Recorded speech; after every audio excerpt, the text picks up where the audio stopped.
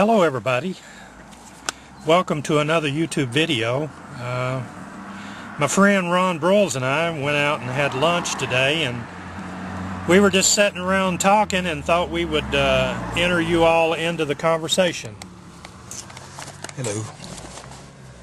Talking a little bit about the economy, Frank. Things are starting to go south on us here a little bit, so just kind of interested in how the global outlook is going to affect us in the next few years. I don't think it's going to get better for a while. You?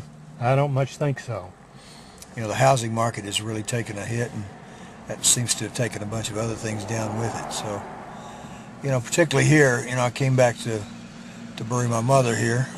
She passed away about a week and a half ago, and just returning to this little town, it just looks to me like they're on the ragged edge of having, you know, some real problems, because there's no manufacturing here anymore, and most of the people, to be honest with you, are probably on welfare. I don't know that for a fact, but I think the economy around here is controlled a lot by government giveaway programs. Of course, you know, we're number 64 in the nation on retirement.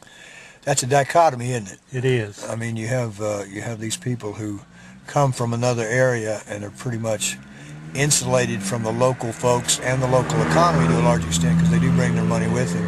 And you'd think somehow that money could filter around to the local economy, but it just doesn't. I guess it just goes to a bank and to a mutual fund or whatever, and it grows for those folks. But the people around here, you know, the real folks that families have lived here for hundreds of years, are not seeing any benefit to that, and I think that's kind of sad. Well, and a lot of people started out in mining. I know, you know, I was born in the mining camp.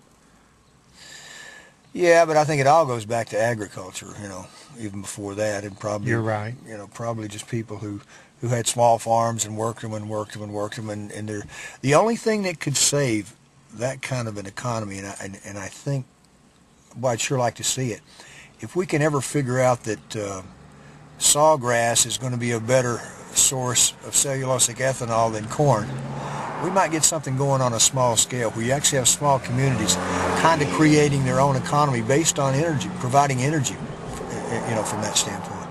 I'd love to see that. There's a couple of people working on some models now. They're working on it over at UT. You know, cellulosic ethanol might save us, but it's a couple of 5 or 7 years off, I think.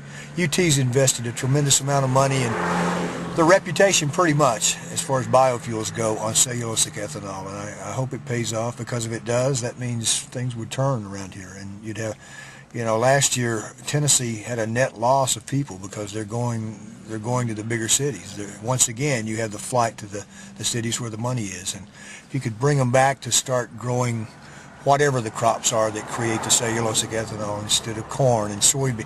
You know, it was just a bad idea to use food as a feedstock for making biofuel. Just a bad idea. You know, we're seeing the ramifications of that all around the world. So, what does your hat say on it there? Huh? Actually, it says the USS Halsey, DDG 97. It's the third manifestation, if you will, of the name Halsey on a United States ship. And my friend Fred was just down in San Diego when they commissioned the newest one.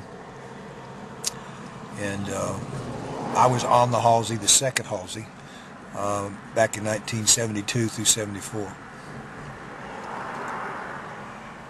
So anyway, we're here trying to sift through Mom's things. Got a lot of memories, you know, going back 30, 40, 50 years in some cases, and you know, just doing a whole bunch of thinking about what's ahead for me and my children in the next 50 years. Hopefully I can use some of what I'm figuring out and learning here to kind of pass on to them.